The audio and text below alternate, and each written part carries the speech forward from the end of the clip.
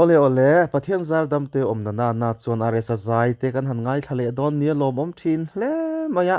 ei tuna hiarin voi khat ma ala sak ngai lo hlathar minon sak sak don le ngala midang ponin en chur chur toin ka ringa kei po hian ka ngai thlatwa asathia mina samoi khop maya zona than lien na ina sak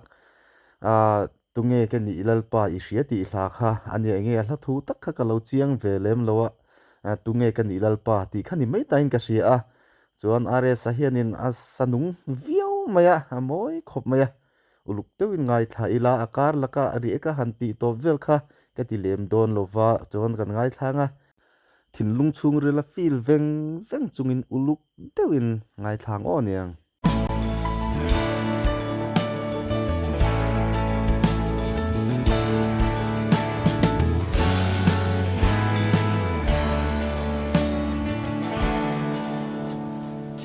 kan ni lalpa chia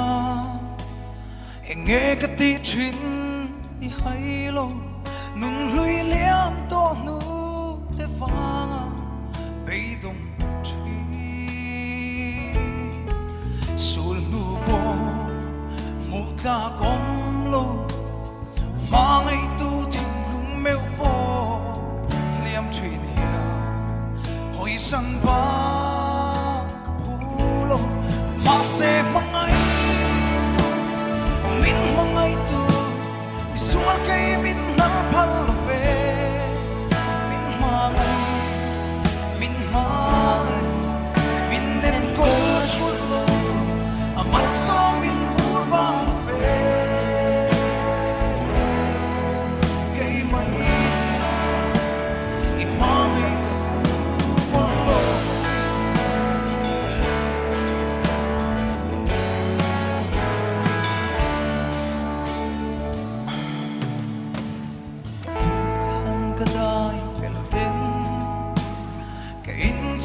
na ber min then tri heng hiang bang min tring se rul zo mo he tak sai tham thim thu ber a po san in fam chang ila ka sul te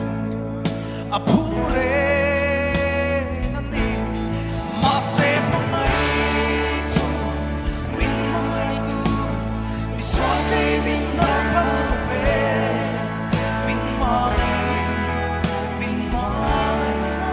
min nen ko chulo amal so min fur bang ve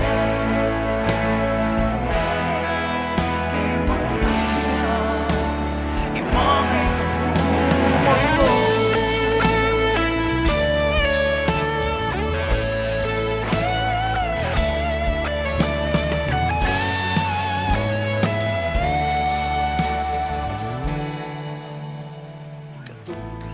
kadai pelden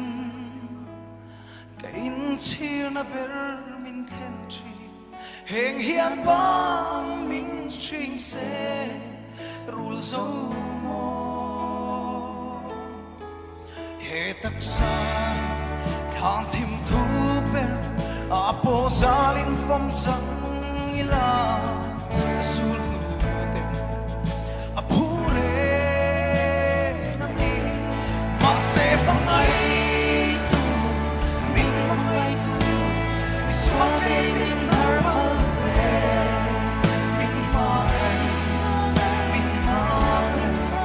min nen ko chulo amal so min fur bang ve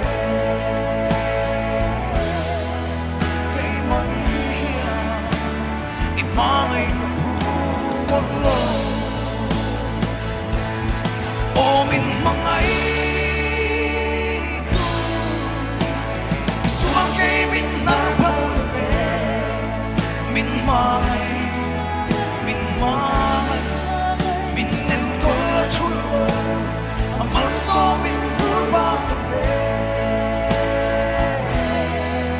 kai mai i mangai ka pu lo o min mangai tu visual kai min nar phal ve min mangai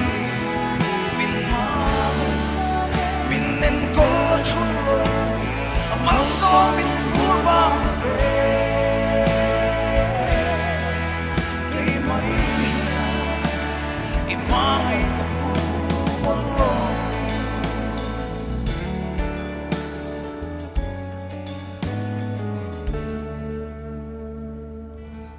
lal paro pi pero se kalome